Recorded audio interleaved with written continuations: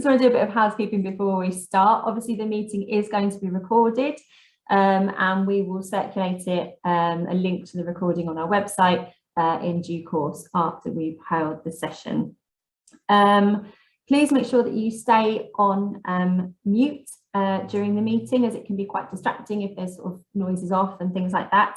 If you have a question, please type it in the chat.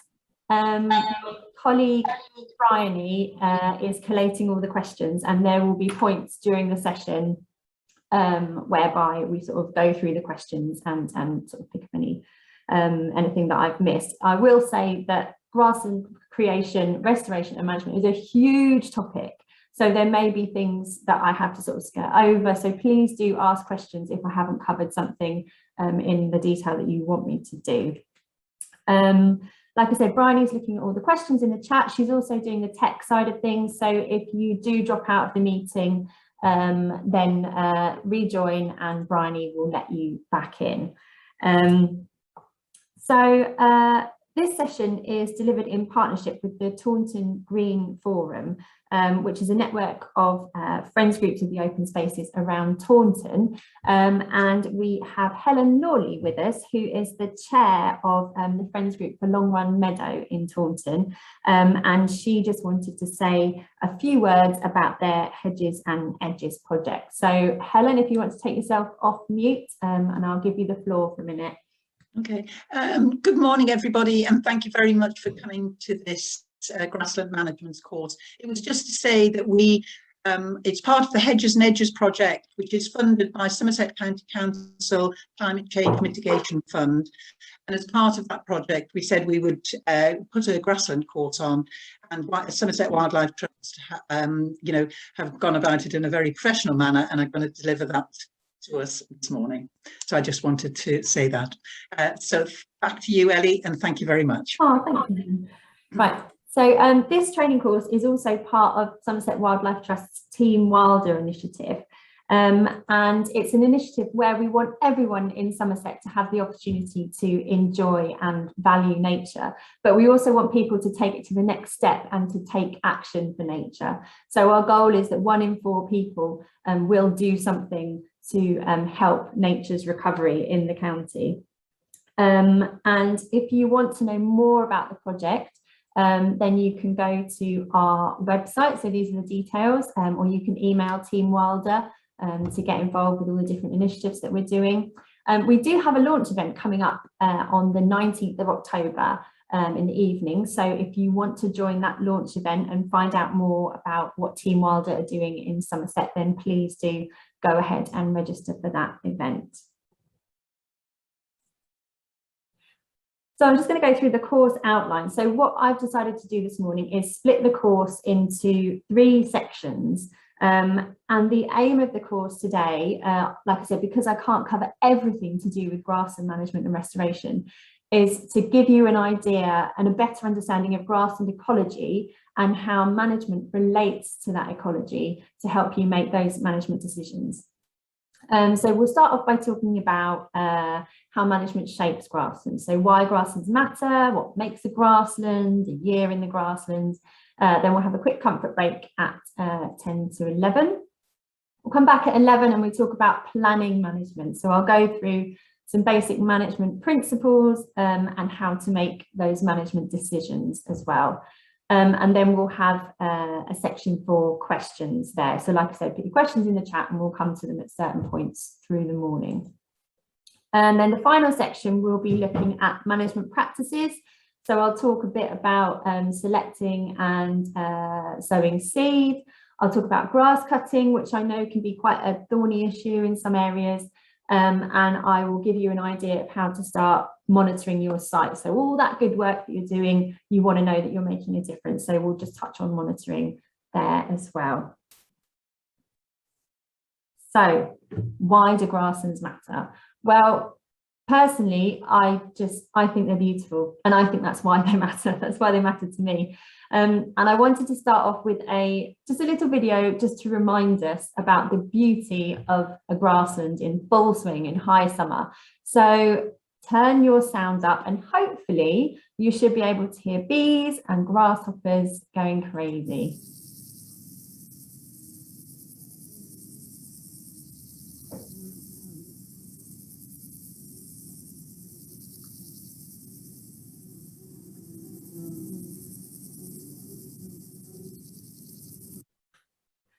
So hopefully that set the scene. I mean, there is nowhere else I would rather be in the middle of summer than crouching down in a grassland. And I think that the profusion of life that you get in a grassland at this time of year is something that everybody should experience.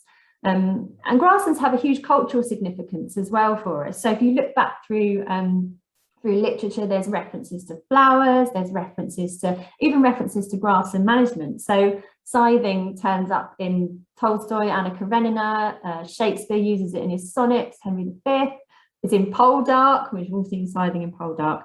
And the rhythms of grassland are our rhythms. So in the springtime, when everything's emerging, that's when we do our spring cleaning and throw open our windows. You know, it's summer parties, it's harvest festival, it's hunkering down for the winter.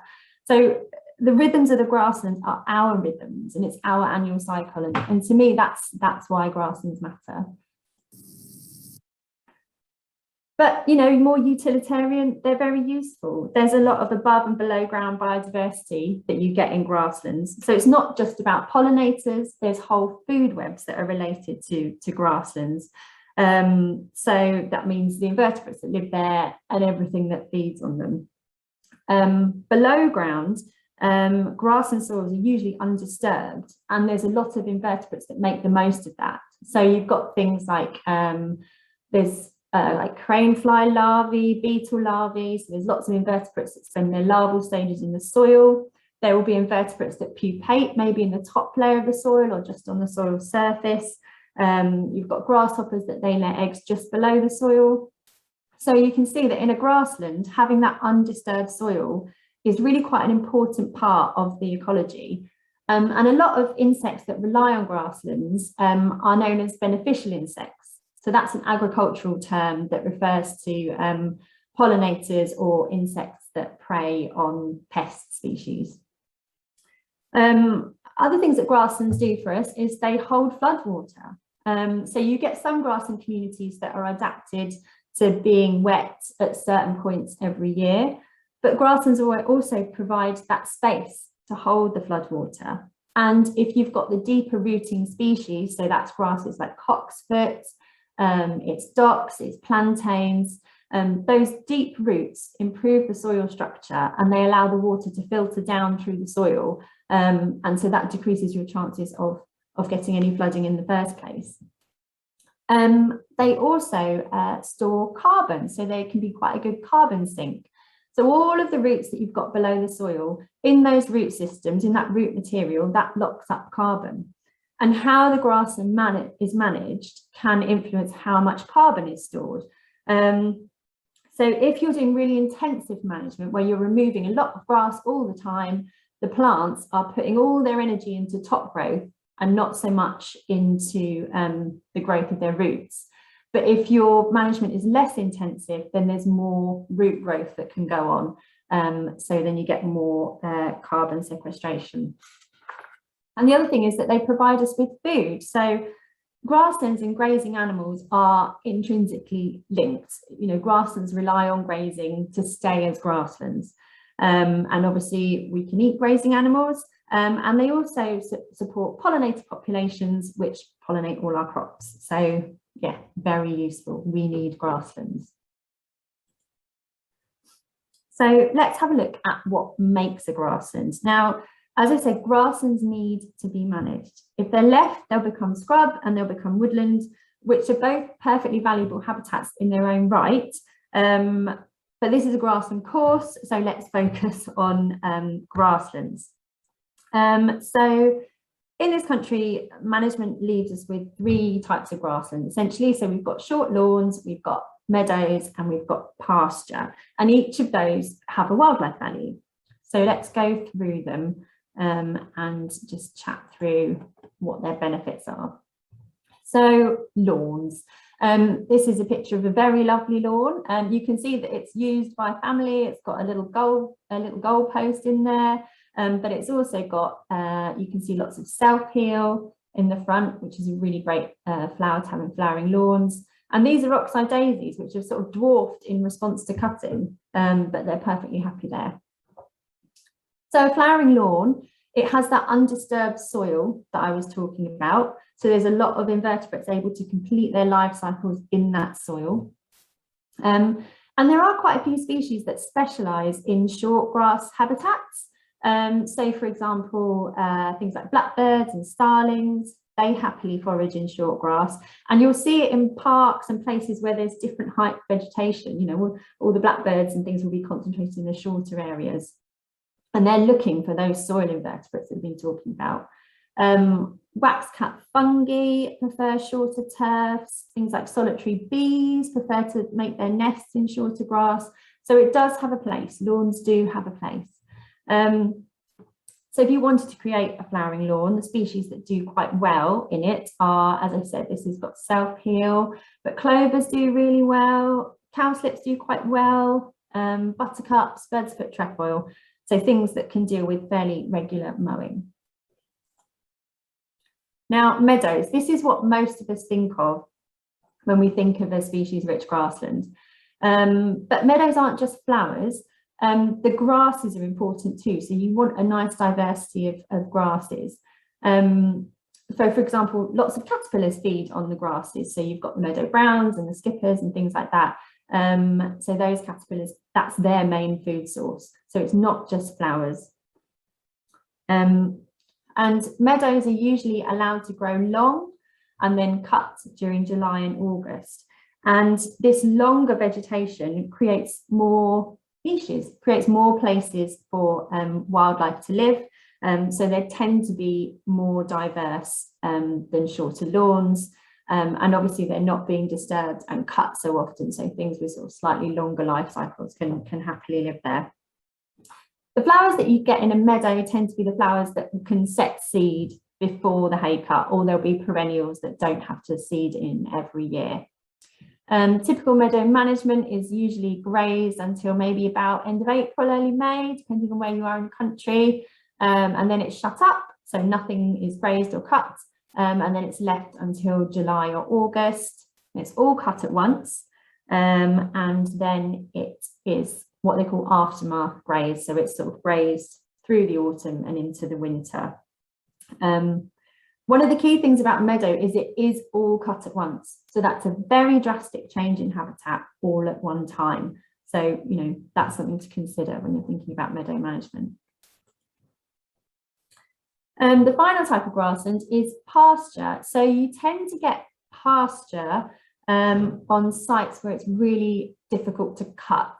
So this is our Ubley Warren Reserve. And you can see it's really rocky, so there's no way you could mow that or make hay on that. And pastures they're primarily managed through grazing. And because of that, you tend to get a very diverse sward structure. So they're often the most diverse of grasslands, because where the long bits are and where the short bits are just depends on animal behaviour, depends on grazing preferences, and you can get the species that really like short grass, you can get the species that can deal with kind of that like the longer grass, and you can get species that need tusky grass for overwintering. So it's got the most varied vegetation structure, and so it's the most diverse. So you've got tussocks and anthills and a little bit of scrub as well. So I wanted to have a chat with you about cornfield annuals because they're very popular, and they do serve a purpose, but they're not necessarily a grassland. I mean, there are grasses in there, but it's not a grassland in the true sense of the word. And one of the reasons is that they require seeding into bare ground every year. And, you know, a lot of the things that we've been talking about so far are the fact that grasslands have this sort of constant soil conditions. So if you're disturbing the ground every year, you know, you're upsetting the root systems, you're upsetting the invertebrates. So, you know, it's not really a grassland as such. They are great for providing food for pollinators. So in terms of a functional role in the landscape, they're really good for that. You know, if you're thinking about something that looks really cheery and impressive in maybe municipal planting in parks or something like that, it might be a suitable option. But as I said, they're not necessarily a grassland as such. And one of the things is that they gives a kind of unrealistic impression of what grassland restoration is really like. Meadows don't really look like this, especially not in the first year, because a lot of the meadow species that you will use will be perennials, so they won't be flowering straight off. What you can do is you can include annuals, cornfield annuals in your seed mix, so that the first year looks exciting, to kind of encourage people to stay positive about the meadow restoration. So you can use it as a tool to sort of keep people engaged. That's a way of doing it. But something to watch out for is that some cornfield annual seed mixes contain slightly odd varieties and non-native species. So you just need to really check that list if you decide that you want to use cornfield annuals. Right, so let's go through the annual rhythms of the grassland and look at the grassland year. But to be honest, most of the year, a grassland just looks like cut grass and it doesn't look very exciting. But it is a year-round habitat. And I just wanted to go through the annual cycle just so you can kind of understand and relate that to grassland management. I've split it up according to months, sort of down in the south of England. So obviously I'm in Taunton at the moment, so sort of southwestern sort of year cycle. If you're a bit further north, things might be a bit later. So May to July, this is when I've started my grassland year. This is what we all think of when we think about grasslands. It's just an absolute riot. Most plants are in flower, the grasses are heading, the invertebrates are busy, everything's emerged, everything's hatching. And this is when you can kind of sit back and let the meadow do its thing. You can lightly graze or mow areas if you want to, but with a long rest period between periods of management. And you can take a hay cut from July onwards. Hay cuts tend to be done in July because that's when the grass has sort of got the highest energy value. But if you're doing it for conservation and you're not so pressured to produce sort of high energy forage, you can leave it a bit later if you want, or until things have started to go to seed.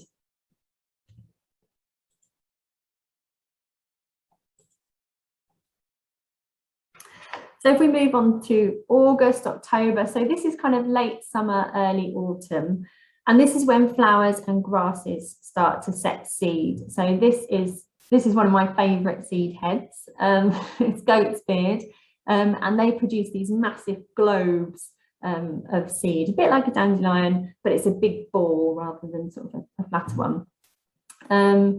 And so if you're thinking about management and things like that, you know, this is when you should be collecting seed. This is when you should be thinking about sowing seed.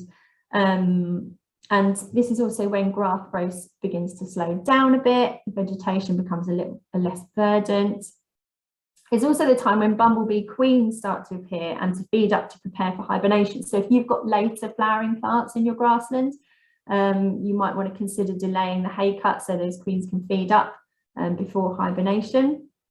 And as I said, this is when sort of aftermath grazing takes place, or you might want to do a few mows in the autumn, because what can happen after you take the hay cut is that the grass will keep growing, and if it's very, very lush, it will shade out any seedlings that are trying to establish, so you need to consider that. So this is the winter. This is when most invertebrates are dormant, either in the soil or on the soil surface. So this grassland has been left quite long over winter. So you can see a lot of this sort of brown grass here, quite thatchy. There's been some standing stems left there. And basically the function of these parts is to act as a kind of blanket over the soil surface. You know, protecting whatever's underneath it from the bigger fluctuations in kind of weather and temperatures. And it's good to go into winter with your grassland structure a little bit tussocky. There's maybe a bit too much here, but it's good to have it sort of quite tussocky. And you can graze it through the winter. So you can leave, sometimes they call it standing hay or deferred grazing, where you kind of leave it like this and then you send animals in periodically through the winter. It depends what your ground is like, as in far of like how much grazing it can stand. So you need to watch it if you're doing that. But grazing as long as you can, so getting stock on as early as you can, and leaving them on as late as you can over winter is quite important for a lot of different species. So dung beetles, for instance, some dung beetle species are active all the way through the winter, but they obviously need dung. So, you know, if you could just put stock out a little bit every now and then, that still helps those dung beetle populations. And also winter grazing as well. You want to be going into the spring with a bit of a shorter turf so that the seeds that have germinated over in the autumn can then get going again in the spring. So then we move into the early spring, so February to April. So this is a cowslip, and that's one of the first grasses to flower in the meadow. And you can see that the kind of morphology of the cowslip is just designed to sort of shoot up above the grass, because at this time of the year you will get a flush of grasses. So you may decide to graze it early or to mow it, just to knock back the grass, just so that the wildflower seedlings can compete a little bit better.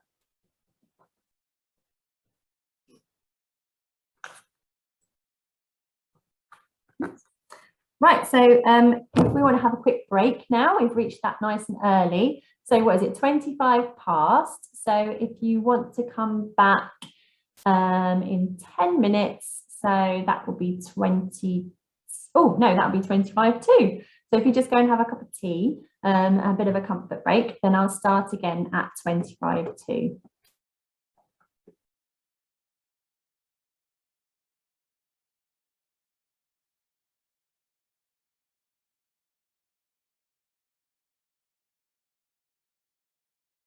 Slide.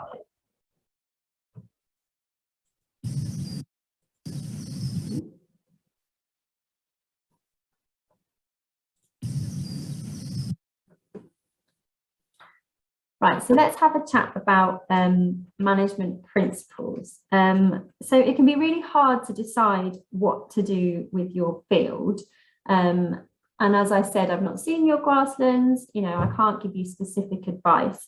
But I wanted to go through these principles with you because they'll help you to make decisions. So these are kind of the 3 C's of grassland management. So the first principle is communication. So I think we've got quite a mixture of people on this course. Some of them are from local authorities or friends groups, others are private landowners. But certainly if you've got a public site, the first thing that you need to do before you consider changing the management is to speak to other users of the site to avoid conflict. So this is a really good example that Somerset West and Taunton Council have done. They've put signage up on their sites just to explain that the grass management is going to change and to tell people where they can get more information. And, you know, like I said, explain what you're doing and do it in as many ways as you can. So use all your social media outlets, talk to community groups, that kind of thing, because something to consider is that unmown sites can look and can feel abandoned, and you know that can be very distressing for some people. So for example, there was a churchyard near to me where you know, it was a perfectly valid ecological decision, but some parts of the churchyard were left unmown, and people who had family members in that area of the churchyard were really upset by that because they felt that it looked untidy, it wasn't appropriate for a churchyard. So you need to consider that and speak to everyone before you start changing the management.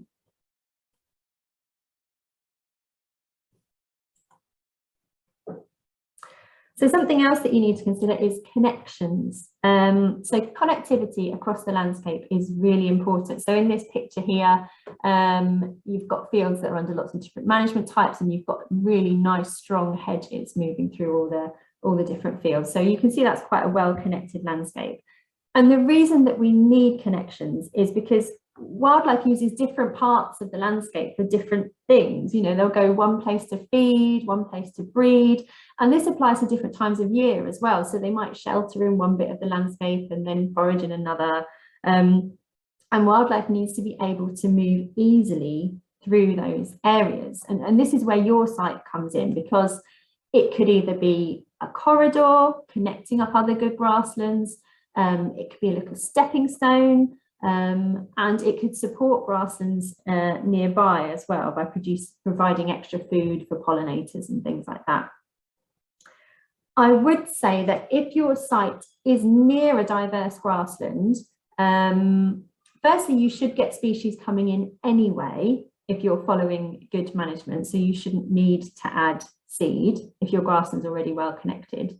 But you should avoid or be extremely cautious about introducing seed to your site if it's next to a species-rich grassland, because what you plant on your site could begin to colonize the grassland next door. So you need to be really careful about that. And if you're going to add in seed, use local seed if you can. And like I said, I'll talk about that a little bit later, where to source that from and how to find it. So the final C is complexity. Now, complexity brings diversity. If you don't know what to do, make it all different and you'll cover all your bases. So this is a little grass spiral, and these are popped up all around Taunton, and I really like them because you've got a variation in the height of the grass. It looks deliberate. So you remember what I was saying about communication and not making places look abandoned. If the management that you do looks deliberate, it looks like you care, and that's very important. So you could create complexity by varying the timing of your management. So you could cut your grass at different times to your neighbours, or if you manage lots of different sites, cut the grass on the different sites at different times. So you've always got little bits flowering, or you've always got different lengths of grass. And, you know, mowing does need to happen, grazing does need to happen. And if you haven't got access to grazing animals, you can mow, that's absolutely fine. But you have to consider that it is a catastrophic event. You are cutting and removing everything. So if you can vary that timing of management, then that will kind of mitigate for the sort of the drasticness of it. And if you've got a well-connected landscape, then species can move easily between the grasslands, so it's not as bad. You can vary the vegetation structure, so you could do that through timing of cutting, like we said, but you can also do that through mowing at different heights or different frequencies, or leave some areas long over the winter. This goes back to what I was saying about mixed grazing being the best, because if you allow different animals to graze in different ways, you end up with a varied vegetation structure. And as we were saying, some species prefer long grass, some species prefer short grass. So you're covering all your bases with that. The other thing I wanted to talk about was creating what's called ecotones. Now, there was a question in the chat about what to do around the edge of sports pitches. Now, an ecotone is a soft edge between habitats. So, for example, you can have a hedge, and then you can have some long grass, and then you can have that mown grass. And that smooth transition between different types of habitats is a very natural occurrence. Okay, so if you create ecotones, you're mirroring what is naturally found out in the wider landscape. And the other thing that is good to create is what's called germination gaps. So these are little gaps in the sward which allow space for seeds to come in and seeds to germinate. So often when you've got grazing animals, these can be created by the action of their hooves on the soil, or tearing up of grass, depending on how they graze. So this is something you need to consider as well. And if you can do that just by maybe harrowing or disturbing the soil in a few places, then that's one way of doing that.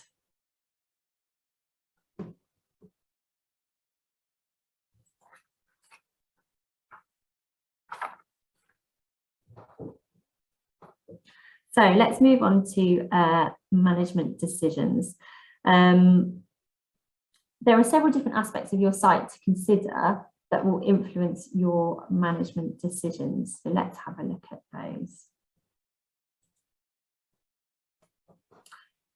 So for those of you that are responsible for parks and public spaces, the fact that it's a shared space needs to be really carefully considered. So this picture here, we've got a cycle path, we've got people's houses, there's a gate there. So things that you need to consider are things like safety.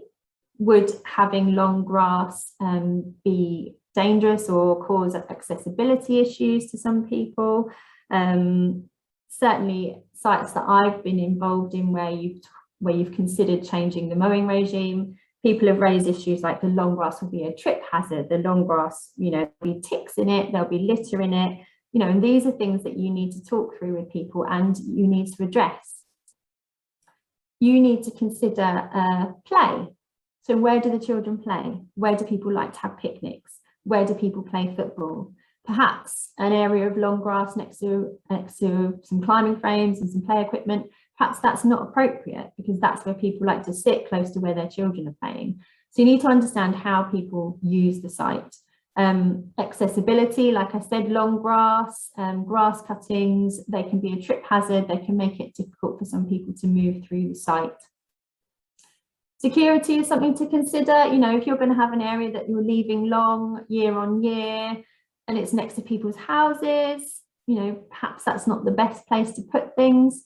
And finally, aesthetics are something to consider. And like I said, grasslands look amazing when everything's in flower, but for the rest of the year, they might look a bit scraggy, they might be a bit untidy. So part of that is understanding what people will tolerate, and part of it is sort of communicating what you're doing to enable that behaviour change and to get people to understand that grasslands don't look flashy and showy all year round. So like I said, you need to think how people use the site. So you could get in touch with different groups that use the site, encourage people to contribute to a consultation. And ask people how they would like to use it. What's the future use of the site is, grassland management and grassland restoration takes a long time. It's a long game. So if you're going to start investing in an area to restore it, you need to know that the management of that site isn't going to change. There's not a play area planned for that part of the site in 5-10 years time. See what people value about the site. What do they really enjoy when they're there? Going back to the churchyard example, people wanted that churchyard to be tidy and to be smart, and they liked that about the site. They felt it was disrespectful to let it look any different. So you need to understand people's links to the site.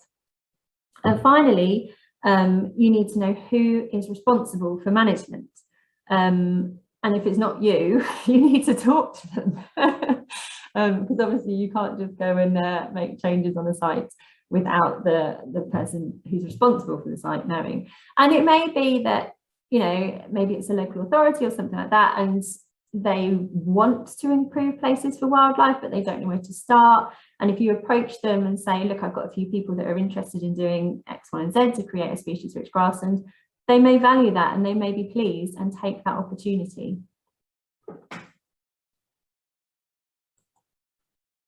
The other thing to think about is what is there now. Now, you don't necessarily have to be able to identify everything, but just have a look down. Is it mostly grass? Are there lots of different leaf shapes? And if it looks like there are quite a few different types of leaf shapes, then just stop mowing it, maybe May time, and just see what grows, see what pops up over the summer. I would recommend that you find a local expert. So you could speak to the local wildlife trust where you are.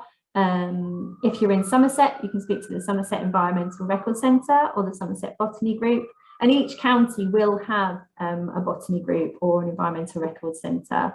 And you'll probably find that there is several local wildlife groups as well. So ask around and see who's already thinking about this sort of thing. Speak to your local council and that they will put you in touch with folks that are interested in the same sort of thing and might know what is on your site. There's a website called Magic that DEFRA run, which shows you where all the designated sites are. So that would be things like your triple SIs and things. And so you can link back to the connectivity idea that we were talking about, and you can see whether your site, is it next to an amazing grassland? Could it be a stepping stone? Could it be a link to help nature recover? And like I said, speak to the local council because they might have funding available, or they might know a bit more detail about your site.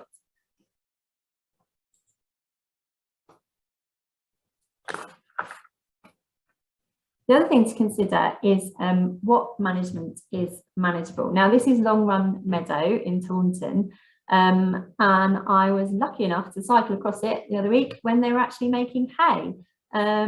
And so this is fantastic to have, you know, the ability to get a contractor out to the site to cut it and make hay is quite a privileged position to be in. So that's fantastic. So when you're talking about grassland management and what management is manageable, you need to think long term. Okay, grassland restoration, it's a gradual process. Your grassland will change year on year, and it requires an annual management cycle. Okay, it requires you know, graziers coming on and off. It requires cutting at particular times of year. It requires collecting the cuttings.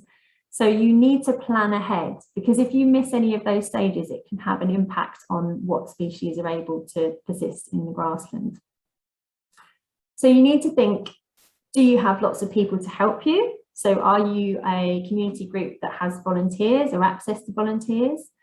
Do you have money to pay for contractors or to pay for someone to come in and do the work because you can't do it yourself? Or are you in the privileged position where you've got both, which is fantastic? And you also need to think about what equipment or livestock you have access to. So we've had a few questions in the chat saying we can't get livestock, you know, what can we do? There are sites where it's just not appropriate to graze those sites because, you know, they might be very publicly accessible. So you've got issues, well, you've got welfare issues for the livestock in terms of dogs, litter, dog fouling, all of those kind of things. And those are particularly bad on sites that haven't been grazed. You know, if you're suddenly putting livestock on a site that people aren't used to, you will run into problems. Or it may be that you haven't got fencing or water for the livestock. So you need to be thinking about, right, we're going to have to mow this. What contractors can we use? What mower should we use? You know, can we collect the grass? That kind of thing. But I would say that initially you might not be able to do the management that you want to because you don't have access to the equipment. But ideally, in an ideal world, the equipment shouldn't dictate your management. So you should be thinking, right, okay, we'll do this for the next couple of years, but ultimately we'd like to manage it in this way. And how can we go about making that happen?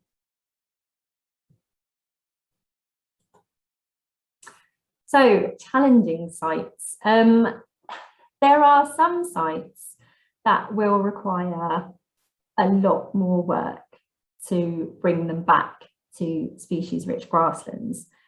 And I guess this is a decision that you're going to have to make. You know, how much resources are you going to put into making this site a grassland? And so there are some clues which can tell you that it's going to be hard work. High nutrients are a real issue for species-rich grassland restoration. So this might seem counterintuitive, but there are some species like coarser grasses, so like false oak grass, cocksfoot, things like that, that are really good at mopping up nutrients and growing really quickly. So things like nettles, docks, hogweed, all that kind of thing. And they just swamp any wildflowers that you're trying to put in there. And so if you've got a site that does have high nutrients, it's not going to be impossible to restore it, but the first section of your restoration work will be reducing those nutrients. So cutting the vegetation, removing it, grazing it really hard. You might even want to consider removing the topsoil, because that's where a lot of the nutrients are. But yeah, it's going to be a lot of work. So you need to ask yourself, you know, is it worth making it a wildflower grassland, or do I just leave it to be what it seems to settle out to be? You know, the picture here I've got as a newly emerged 7-spot ladybird on some nettles. So, you know, every habitat has its value, and as a site manager, you need to work out which habitat you're going to go with, basically. So, you know, no habitat is bad as such. But yeah, if you want it to be species rich grassland, you're going to have your work cut out if it's got high nutrients. High weed burden can make it hard as well. Again, if you've got things like nettles and hogweed and all that kind of stuff with very persistent root systems, or seeds that last for ages in the soil, that's going to make it very hard to restore. And certainly if you are considering reseeding areas with a high weed burden, you're likely to just get a flush of weeds. So you need to be thinking about maybe creating a stale seed bed where you clear the ground, you let stuff germinate, and you harrow it or hoe it or rake it off. You let stuff germinate, harrow, hoe, rake it off, just to try and exhaust that seed bank that you've got. Areas with vigorous grasses.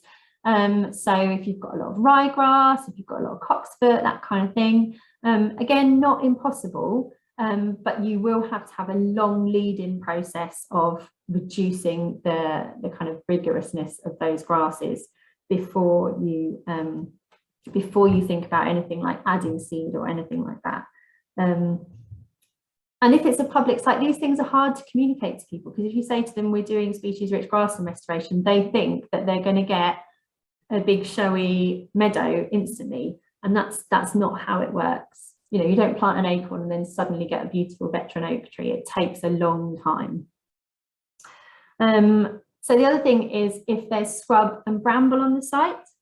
So unless you can see that the sward underneath the scrub and bramble is quite diverse, then I would think very carefully about restoring those areas to species rich grassland. You know, scrub is a valuable habitat in its own right. Perhaps you should manage it so that you sort of vary the age structure of the scrub, or go for a scrub and grassland mosaic, so kind of clear gaps within the scrub or something like that.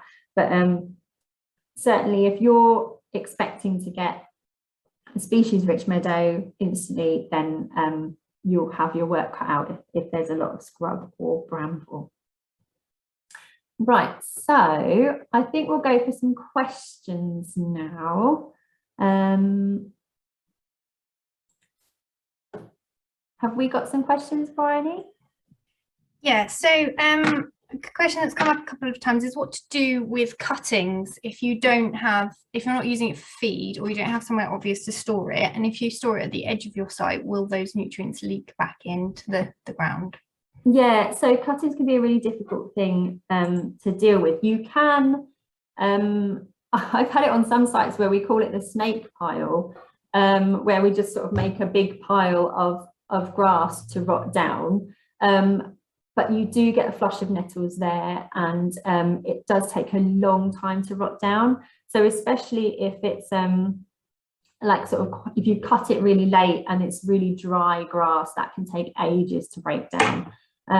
So yeah, it is a very difficult thing to do. I mean, it depends on the management of the site. It might be better if you're cutting and removing it sort of more frequently. That might be a bit easier to break down. But yeah, it is a really difficult issue. If you can get it off site, that's the best thing to do.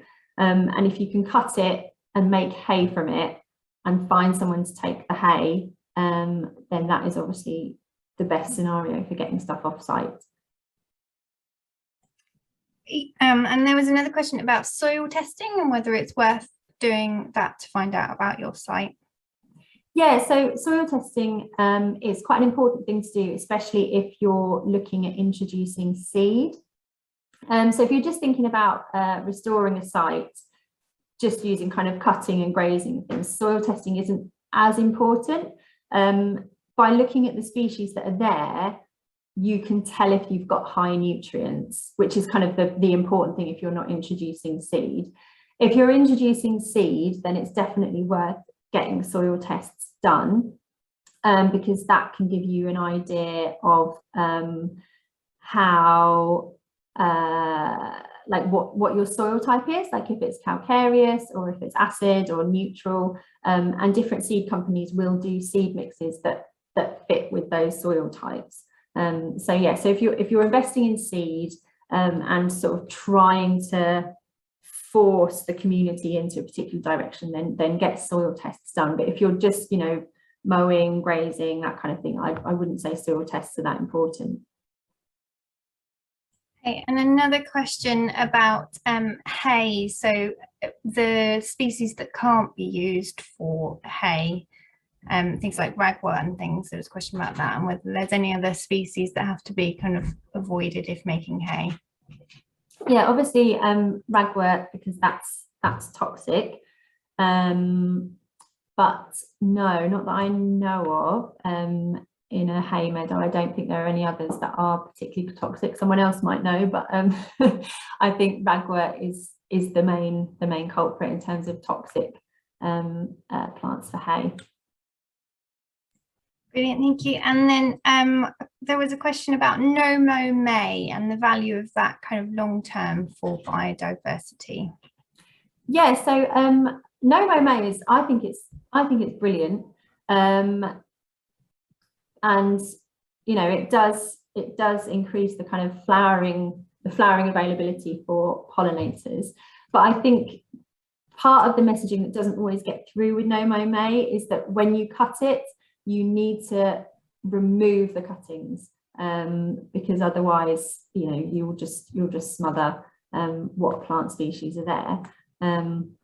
So yeah, so I do think no-mow May is fabulous. I mean, they go into June. I can't remember what they call June. They've got a special name for June as well, if you want to sort of go in like a more enthusiastic no-mow May and leave your grass even longer. But what I would say is that it needs to be cut eventually. So it's not just about leaving grass long and just letting it do its thing. Great, thank you. There are other questions coming in, but a lot of them are quite specific, so I think it's probably best if we leave them for now. And I'll also keep a note of them. Righto. Well, do you want to have a short break and then we'll come back for more questions after the break? Yeah.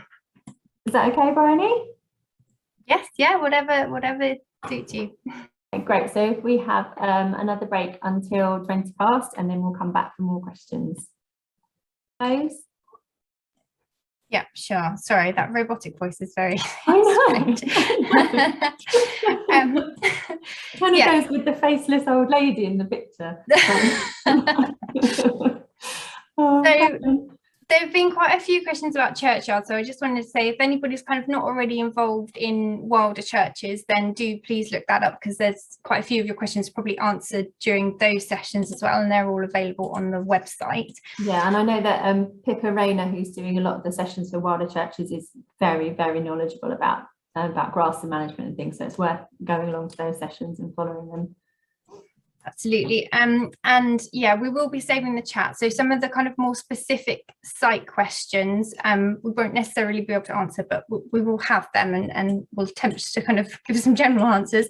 So a good question that came up was, what counts as a longer mowing period between May and July? So you mentioned kind of leaving a longer period. What would that be? Yeah, so there's different ways of approaching that. So we're going to talk about mowing later actually, but if it's a lawn or some short grass, you might be looking to 3 weeks to maybe 4, if you can stretch it that long, if the grass isn't too rough, too lush, and just mowing it as things start to go to seed.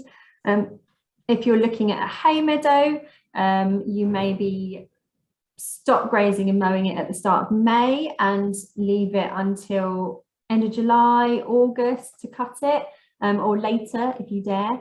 So that's kind of a longer period. If you're doing kind of the like the mob grazing or the strip grazing or holistic planned grazing, you obviously it depends on your grass and the growth rate of your grass, but you should be looking at maybe like a month rest period between grazings.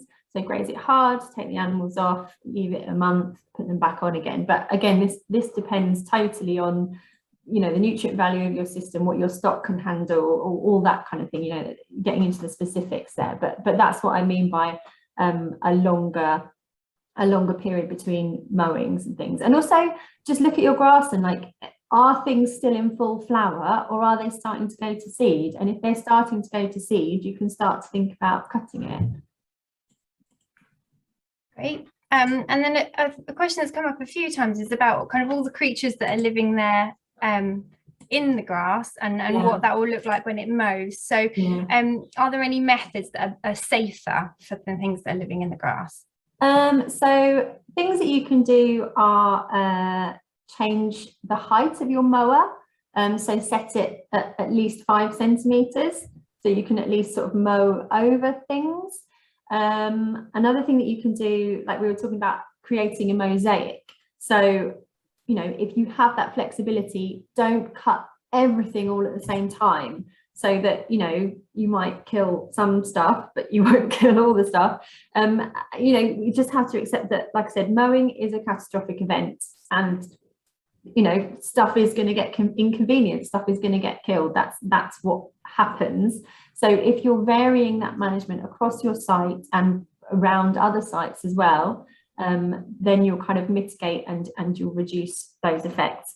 Something else to do that I was going to talk about a little bit about later is scything. So one of the good things about using a scythe is that it's very low impact. So as you're scything along, you know, looking at your little meter square in front of you as you move through the meadow, you can see stuff. So you can see the frogs, you can see the anthills, you know, you can scythe round things. So yeah, that's another way of avoiding killing stuff. And also you can leave some parts of your field where they're just not cut that year. So if you're thinking about, I think one of the questions was about frogs and newts and reptiles and things, you know, that they can overwinter in that longer tussocky bit. So you're providing habitat for them there.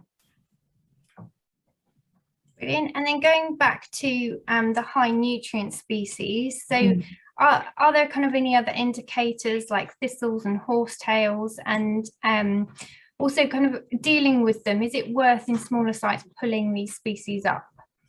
Yeah, so horsetails are often an indicator of kind of wetter ground, and I did see some chat about them, and the reason that they can be sort of harmful to grazing animals is because they contain silica, so sort of sharp substance, and that can cause internal bleeding. But I don't know about the level of toxicity or how much of them needs to be ingested or anything like that, but I know that they can cause problems with grazing. On smaller sites, it is worth, so for example, on smaller sites that I've worked on that have had creeping thistle, I've found that pulling the creeping thistle when it's young and when the ground is still moist is really successful. So this is sort of like a March job, and you get hold of the thistle as low down as you possibly can, and you pull it straight up, and you get as much of that white taproot as you can. And I find that really weakens it, and that's something that needs to be done every couple of years. You notice them coming back sort of a couple of years later.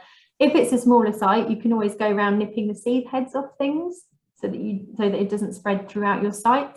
There's also been a lot of chat about ragwort, and I would say that if your grassland isn't necessarily going for hay or anything like that, then consider leaving the ragwort, because it's quite a late flowering species.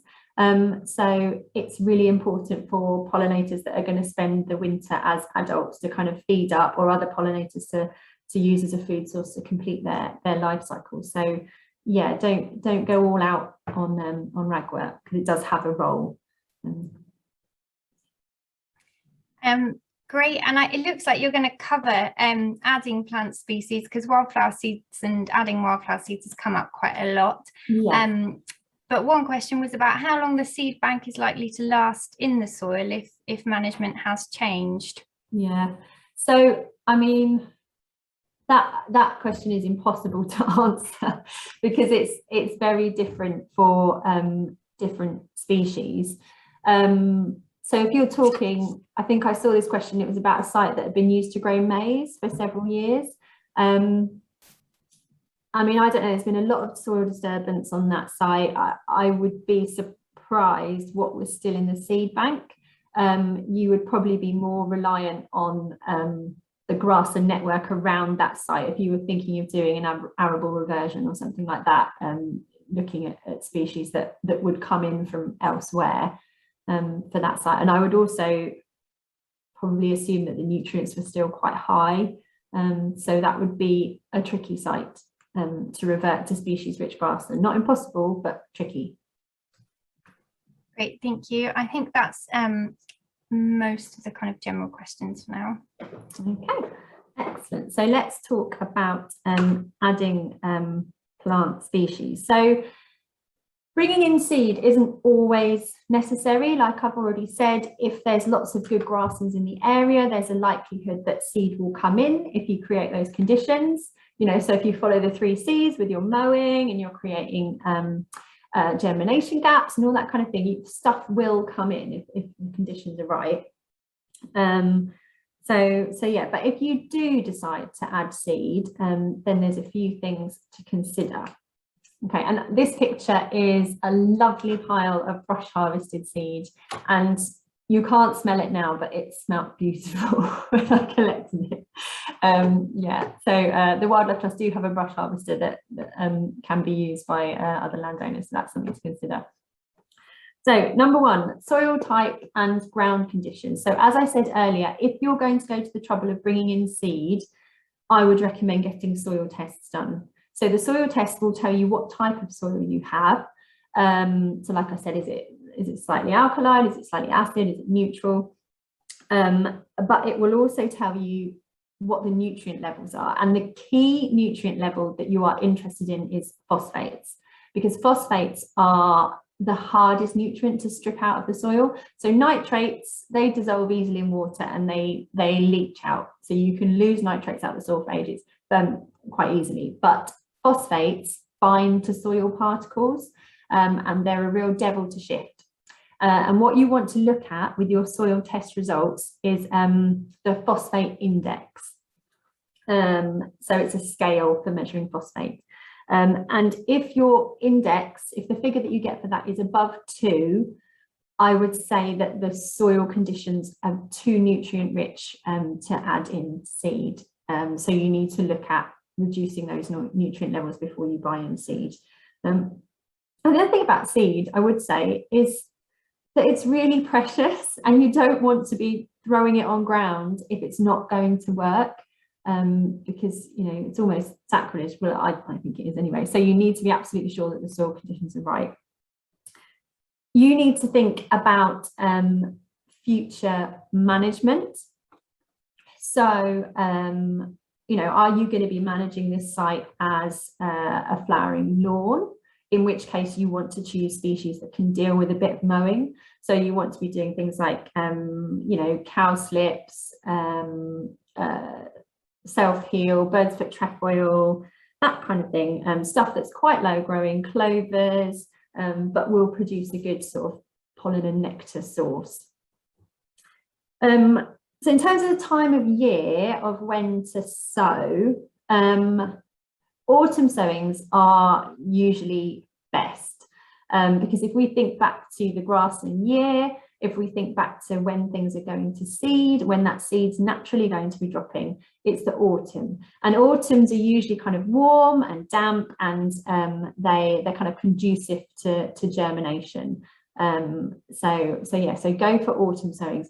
I would say that if you have a site that becomes waterlogged over the winter routinely, you could consider a spring sowing. Because one of the main things about spring sowings is that there's a risk of them drying out. If you've got a naturally kind of damp site, that's probably a good idea. And also if you're putting seed on in the autumn and it's just going to be, you know, in a big puddle, it's not going to germinate. So, so go for spring sowings if you've got a wetter site. One thing that you could do is you could use plug plants. So you could either grow them on yourself and plant them out in the spring. So you could get the seed in, grow them yourself and then plant them out individually, or you can buy them. So plant them out in the spring. You need to make sure that the grass is really, really knocked back, and you need to make sure that they don't dry out if you're going to use plug plants in the spring. But generally you get quite good results from plug plants. And the other thing to consider is, do you need to clear the whole site, or do you just need to stitch in some seed, some wildflower seed? So this is a picture of a lawn here. It's not a very clear picture, but these little blobs here are all plantain, which is a good lawn species, and cat's ear as well. And there's some self-heal in the back and a few other bits. Now on this site, the person whose lawn it was, they decided they wanted more wildflower species, but there's already quite a few good things there. So on this site, we decided to kind of, destroy the grasses, create germination gaps in the grasses, but we didn't want to, plough it all up and clear it, because there was already a few species there. And there was a lot of fescues and that kind of thing. So it was telling us that the soil conditions were right, it's just the species weren't there. So there's been a few questions about yellow rattle. So yellow rattle is a really useful management tool. So basically it parasitizes a lot of grasses and also legumes as well. And what it does is it makes the grasses much less competitive and creates gaps in the sward that the wildflowers can exploit. So, I've talked a lot about knocking back the grasses. Okay, and that's one of the things that that yellow rattle does. Yellow rattle, there's a few situations where it just won't take. So if you've got a predominantly ryegrass sward, the ryegrass will just grow so quickly and swamp it. It's not worth using your yellow rattle in that case. Or if it's very rank tussocky grassland, it won't really take in that. Yellow rattle has a few peculiarities. In that it has to be sown in the autumn because it needs a frost on it in order to activate the seed. I think you can get what's called vernalized seed, where it's already been activated through sort of cooling it down and freezing it basically. But essentially you need to sow it in the autumn. So you can use yellow rattle, either you can put it in with a seed mix just straight off, or you can use it as like a two-step process. So you can do 1 year where you just use yellow rattle to kind of knock back the grasses in preparation for using a more diverse seed mix the following year. And the other thing that you need to know about yellow rattle is that it's an annual, and so it needs to be allowed to go to seed in order to persist in the sward. So this picture here is yellow rattle that has gone to seed. So normally, if it's flowering, it has little little yellow trumpet flowers that come out there. But these are actually the seed pods, and they say it's called yellow rattle because of the way the seeds rattle around in the pods at hay time. So sourcing seed. Local and native seed is the best way to go, and that's because it suits local ecology. The species that are in the area, the butterfly species, the invertebrates, that kind of thing. And also it reflects landscape character. And that's a really important thing to consider, because we run the risk of everybody using a standard meadow mix that they bought from somewhere, and everybody's got an off the peg meadow, which you're starting to see, alongside motorways or around housing developments. And it's kind of, you lose the nuances of the area. Yes, use local and native seed if you can do. There's a number of ways of getting hold of local seed. There's a few wildflower seed suppliers in the southwest that actually collect seed from meadows. There's a seed supplier around Bath that actually brush harvest seed from meadows. Somerset Wildlife Trust do have a brush harvester, which we can lend out to land managers. And I'll just go through what a brush harvester actually is. So this is a brush harvester. It's based on a paddock poo picker. So it's got big brushes that you drive it through a meadow that's going to seed, and those brushes collect the wildflower seed and put it into a hopper. And then once you've collected it, you need to dry it all out, and then you sow it in the autumn. So I'll just give you a little video of a brush harvester in action. So you can see that it's just towed behind a normal 4x4. It's not got a special hitch or anything like that. It's just got a little 2-stroke engine, and you start it up and you tow it across the field. There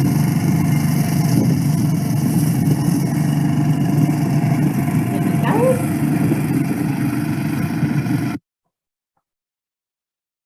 So another thing you can do is you can collect seed by hand. So you can either go and pick it by hand, or you can use a sweep net through the grass to collect the seed. And you can also use green hay. So if there's another meadow nearby that's due to be cut for hay, you can just cut it, and you have to obviously have your field prepared and ready to go, and you spread it straight onto your field. So there's no, you don't dry it out and then it dries on your field and the seeds drop out.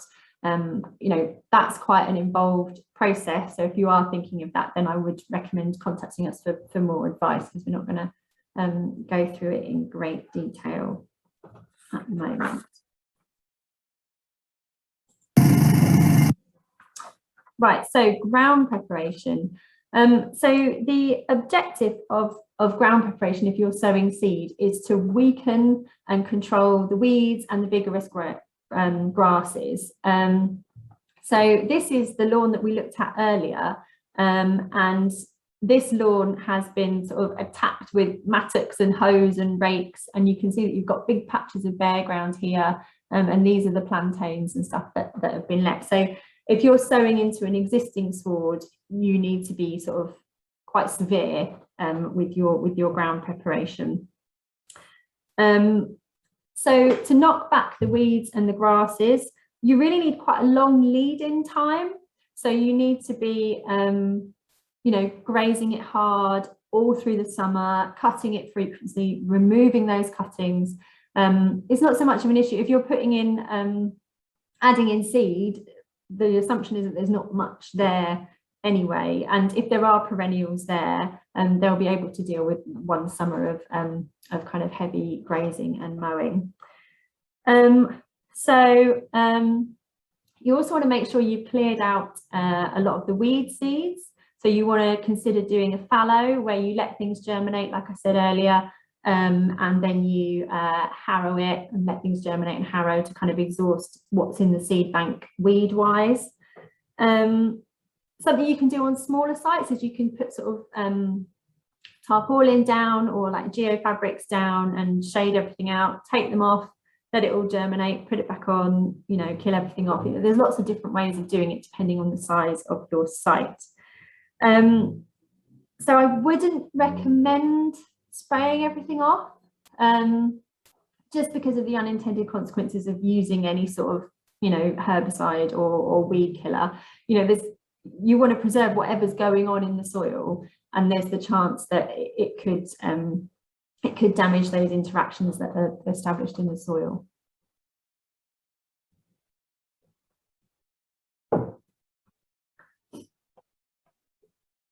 So the idea is that you create quite a fine, firm seed bed. So wildflower seeds are tiny. So if you've got a really rough, hummocky seed bed, they'll just get lost down in the seed bed, and they won't germinate down there. So you want to rake it over so it's quite fine, and you should be able to walk over it. So sowing. So this little bag of seed is 100 grams of seed, and it will do 25 meters squared. So you're usually looking at about 4 grams a meter square, which works out 40 kilos a hectare of cleaned seed. And the idea is that you just broadcast it straight onto the soil surface. So you're not drilling it, you're not burying the seed, and that's crucial. You're not burying the seed, you're putting it on the soil surface. So we think back to, what would happen in the wild. These seeds would simply drop off the flowers and then they'd get trampled and they would just stay on the soil surface. So, you know, once you broadcast them, it's a good idea to roll it if you have a roller, or to trample it if you have lots of people that can walk up and down in a line.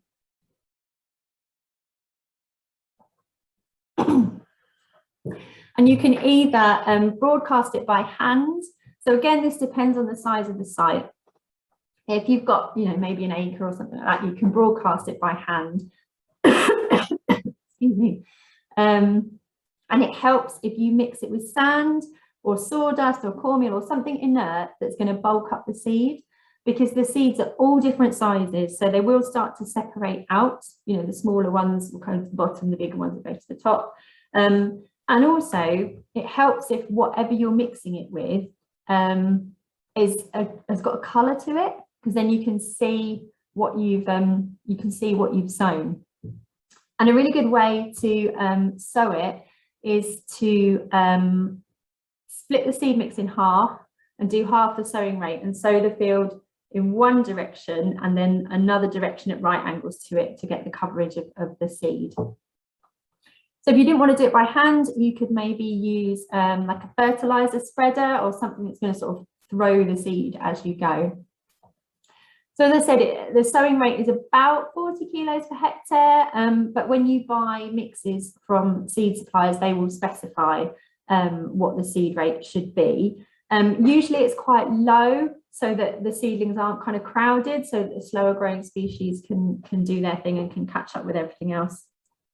If you're using brush harvested seed, the ratio is 1 to 3. So for every 1 hectare of field that you've driven across with your brush harvester, you should be able to use that seed to sow 3 hectares. So that's the general rule for that.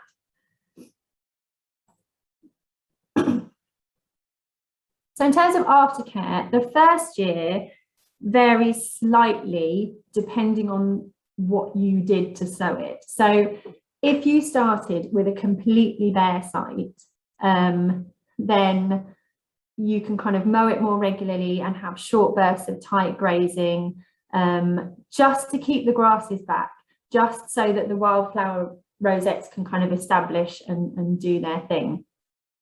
One thing I would say, I mean, unless you put cornfield annuals in the mix, don't expect an instant meadow. Perennial plants they will not flower in their first year. They'll be rosettes, or they'll, you know, they just won't look fancy. So don't be disappointed. And if it's a public site, make sure that you communicate that. You know, put some signs up saying, you know, oh, our wildflowers are just bedding in or just settling in or whatever, because you don't want people to go, oh, they're supposed to have done a wildflower meadow, it looks awful. So that's something really important to consider. If you've sown the wildflower species into existing grass, you can just follow your hay meadow management if the grass isn't too lush. If you feel that the grass is getting quite lush, then you'll need to do a mow or to graze it earlier in the season, just so that the grasses don't swamp whatever species you've got planted in there. And if you're sort of mowing it, mow it kind of 7 to 10 centimeters, just so you're sort of taking the top off, but you're not kind of cutting any of the little seedlings that are germinating or the smaller plants underneath. Right, so grass cutting. I know this can be a really tricky issue. Right, grass cutting is essential. I cannot stress this enough, because without cutting or grazing, you wouldn't have grasslands in this country. They rely on vegetation being removed from them in order to persist. And in some ways, grass cutting is difficult, because in some ways it's the simplest thing. You know, just cut the grass and rake it up. But it's also the hardest thing, because as we've already seen in the chat, you know, it's difficult getting contractors in to cut and remove it at the right time. It's difficult finding somewhere for the hay. It's tricky getting grazing animals on all sites. You know, it is hard, and it requires planning, and it requires a plan A and a plan B. So, you know, if you miss a cut one year, it's not the end of the world, but if it looks like you're going to be missing it year on year, you are going to start losing that diversity. There will be flowers that can persist for a few years, but if you just don't cut it and leave it long, it will start to become thatchy, and then you'll look at, you know, nettles, brambles, scrub, and you will lose it.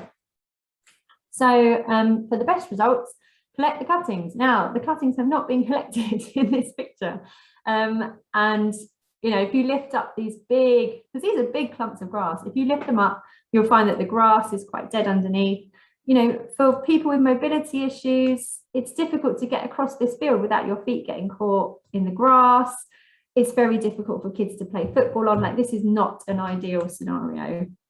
And in this situation, it's a rural park, and a neighbouring farmer comes and cuts it with his topper whenever he can, basically. And whilst they leave long periods between cuts, so maybe 3-4 weeks, you know, and things do flower, it's a missed opportunity to reduce the nutrients and to increase the diversity of that field. So yeah, so that's a bit of a shame there. And actually, just thinking about no mow May and the importance of removing cuttings, often when people did no mow May in their front gardens, where they've been, you know, diligently removing cuttings year after year after year, you know, raking up every time they cut the grass, some people's front gardens were fabulous. But I noticed that areas in parks that suddenly did no mow May, where the cuttings have just been left year on year, you didn't get as impressive results. You weren't getting some of the more delicate species coming up. So it's something to consider. You need to vary the cutting length. So this goes back to what we were talking about earlier. We're thinking about pastures, which are sort of the most diverse grassland type, and talking about you know, not mowing all the frogs or anything like that. If you vary the cutting length, it will be a more diverse grassland. So just to give you an example, let's think about a small skipper. So the small skipper lays its eggs on grass about a foot up in July. So this is thinking about varying the timing of cutting as well. So basically, if you do a hay cut in July, you're going to cut that down with the small skipper egg on the top, and you're not going to get small skippers in that field. But what happens is that when it hatches, when the caterpillar hatches, it then drops down into the grass and then stays at the base of the grass for the rest of the summer. So if you just did a later cut in that field, you would then get small skippers managing to persist in that field. So yeah, vary the timing if you can. And like I said, mimic the grazing that you get in pastures.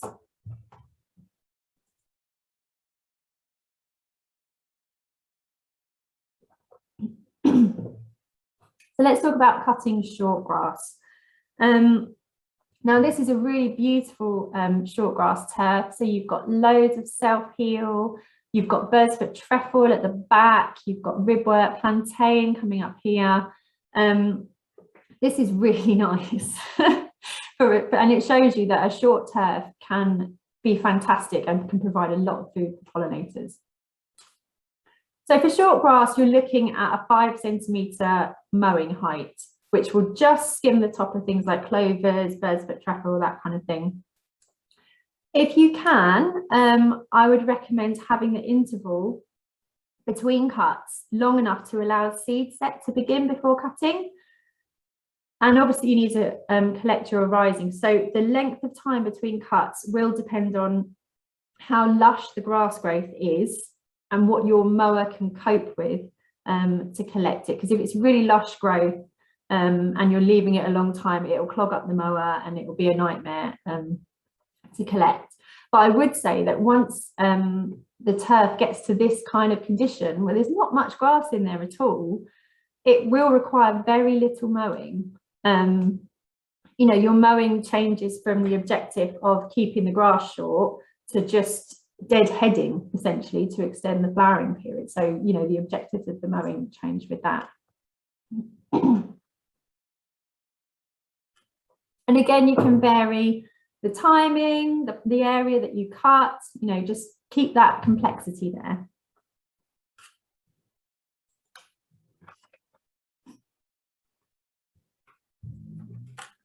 So let's have a talk about cutting long grass. Now let's just watch this video.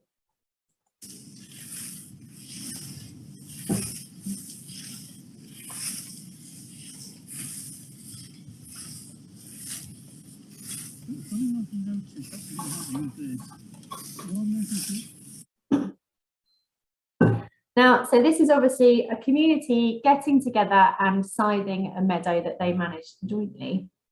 Now, scything is a really, really good way of managing grassland where it's a site of about an acre or so,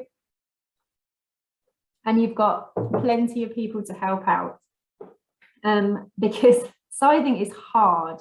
Even if you're good at scything, it's tricky, but it's fantastic because, as I said earlier, you get the chance to really pay attention to your grassland, and it's a really good way of creating that connection with the grassland. It's very meditative, there's a rhythm to it. I really enjoy scything, but yeah, as a beginner it can be tricky.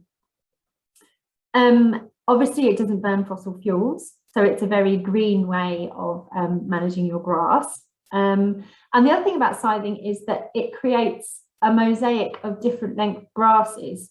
So, you know, if it's just you managing the field, you can scythe a little bit, you know, when you've got a spare weekend or whatever. So you end up with lots of different height grasses. Or on a practical note, it's because it's quite physical, you might get a bit tired, and there might be bits that you just don't get round to cutting. So you end up leaving those bits over the winter. In a way, you do behave like a grazing animal because you sort of do what you can manage and then that's it. So it's very good for creating a mosaic of different length grasses. And like I said, you can cut round things like frogs and anthills and stuff like that. So it's very good for responding to stuff. So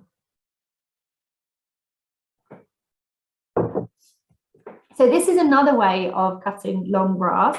It's an Allen scythe or a bar mower or a power scythe. Essentially, it's a big, this is sort of got lots of blades on it, and they act like shears. And you walk behind it and it's really quick and really easy. So I'll just give you a little go so you can get an idea of how they work.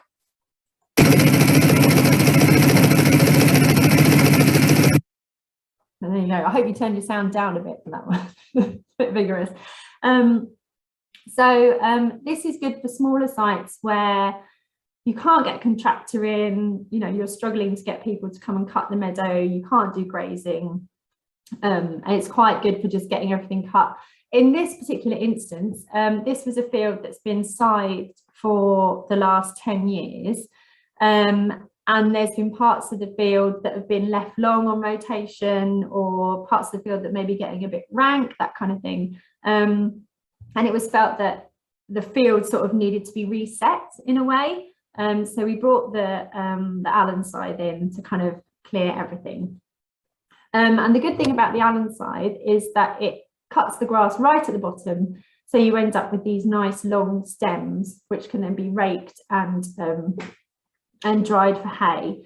Now this particular field, the person that owns it has got a relationship with a smallholder up the road, has literally just got a handful of sheep, and they rake and dry the grass together, and then she comes with her trailer, takes the hay, puts it in a hay rick and feeds it to her sheep over the winter. So yeah, because there's been a bit of chat about the difficulty of baling it and things like that, but it is worth sort of maybe going on smallholders forums or approaching local smallholders just to see if they want a bit of extra hay just for free. They can always use it as bedding if it's not, you know, very good forage quality. But I would say, so like I said, this is quite good for going in and cutting those difficult sites, but it uses a lot of fossil fuels, and you don't have the sensitivity that you have with scything, so it does just cut everything all in one go.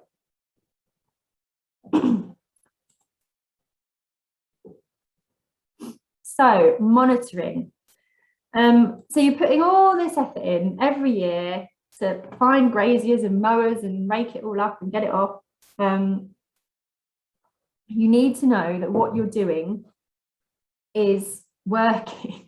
But one thing I would say is don't get put off by identification. You don't need to know exactly what everything is.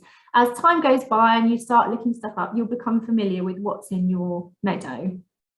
But you know, it can be very daunting thinking about all the scientific names and everything like that, but you don't have to know that. Just start off by making a map.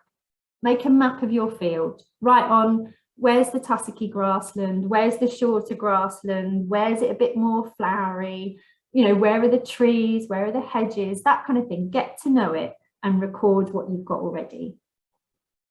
And the other thing I would say is write a diary. So get used to walking your field, visiting it at different times, having a look to see what's there, and write a diary of what you've seen when, and record everything. Record birds, plants, insects, small mammals, slow worms, the lot, everything that you see and when you see it. Write it down, and also record your management as well. So write down what you did when, because even though you've got a management plan, you won't follow it every year. You know, things will happen and it will mean that you don't cut it on exactly the same, you know, cut it when you planned it, or maybe one year you can't rake it all off, or, you know, which bits have you left long, that kind of thing. So make sure you know what you're doing, and then you can relate that back to how the grassland responds. You could also ask people what they've seen. If it's a public site, you could do some citizen science and get people to send you in pictures of what they've seen, or you know, do a little survey, go spend the day there talking to people, and also share what you've found on your site, because people want to know if it's a public site. So in terms of wildflower books and things like that, so these are some of my favorite resources. So some of these are Field Studies Council resources, and I recommend you have a look at Field Studies Council. This is the classic grasses book, which is C.E. Hubbard's Grasses.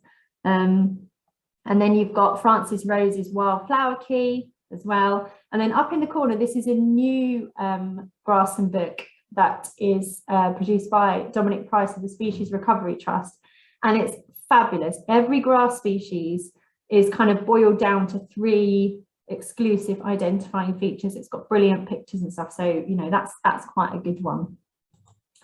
Other resources, as I said, have a look at Field Studies Council guides, because they've got everything from, like that butterfly one that I showed on the last slide, you know, really beautiful pictures, fold out charts of, you know, common things that you'll see. But they've also got sort of more specialist keys for identifying, oh, I don't know, groups of slugs or snails or spiders, or, you know, whatever you start to show a real interest in with your grassland. And if you go online, you'll see that most conservation charities have online ID guides.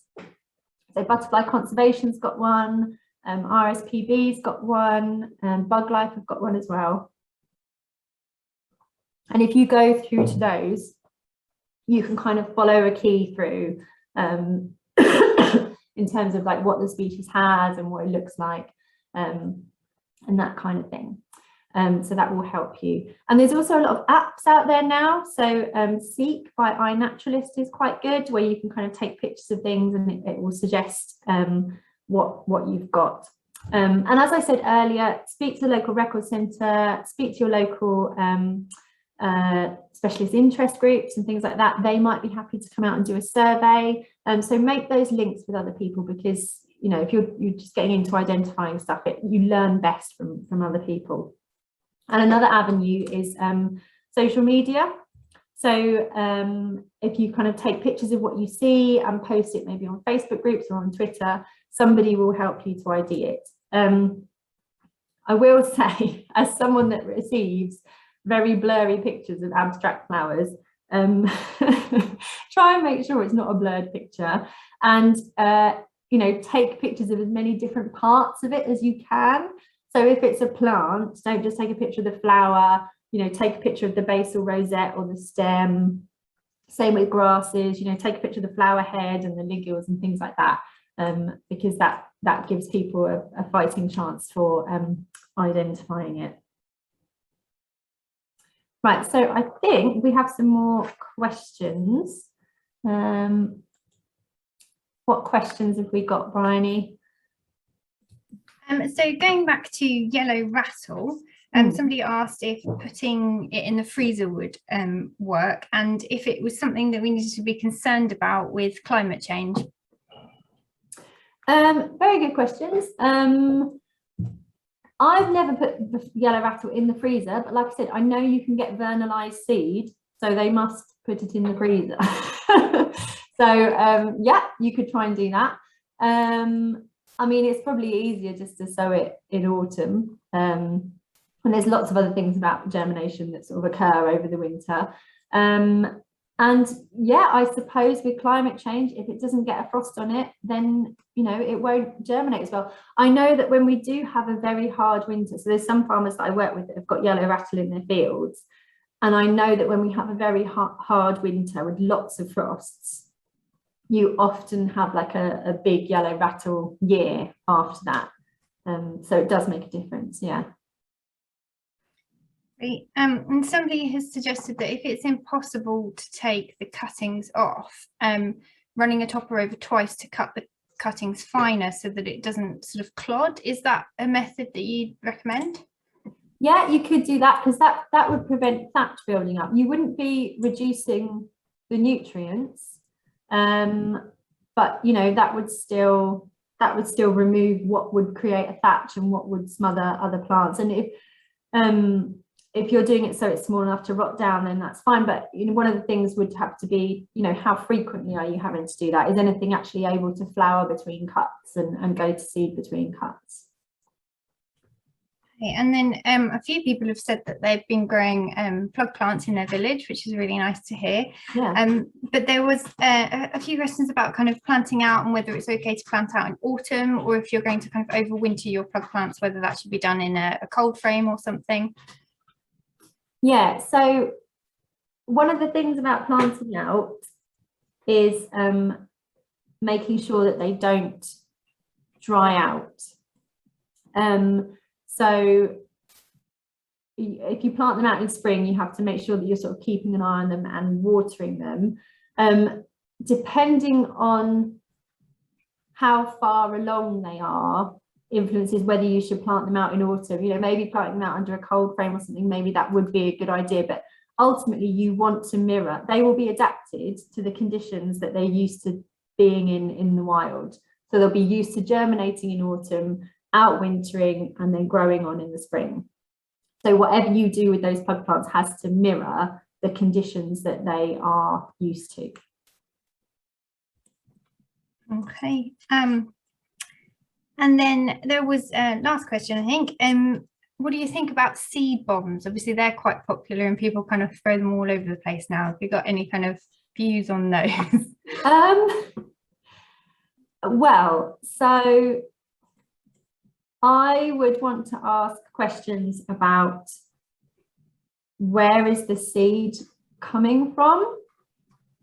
You know, is it local seed? Is it native seed? You know, with like provenance is important with wildflower seeds. I don't necessarily know what the success of seed bombs is. You know, we covered it in this session about, you know, you can plant wildflower seeds, but then you need to make sure that the grasses don't dominate them and shade them out. You know, if there aren't wildflower species already there, it's likely that it's because the conditions aren't right. You know, the management might not be right, or the soil conditions might not be preferable to wildflower species.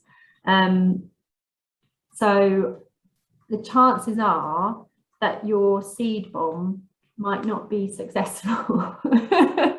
And yeah, there might be better ways of introducing wildflower seed, you know, talking to the person who manages the land or whatever. You know, I think, yeah, I think there's a lot of, to make the chances that your seed bomb works, there's a lot of groundwork that needs to be done, and a bit of aftercare, and ensuring that future management is sort of conducive to wildflowers establishing. Otherwise, you've just wasted some wildflower seed. Brilliant. Well, thank you very much, Ellie. I think that's most of the questions, but we will save the chat. So if we have missed anything, then we can obviously pick that up later. Okay, fantastic. Yeah, so I just want to say thank you to the Taunton Green Forum and Somerset County Council Community Climate Emergency Fund and Somerset West and Taunton Council who have supported this session. Yeah, it's been a pleasure to deliver it for you, and thank you very much.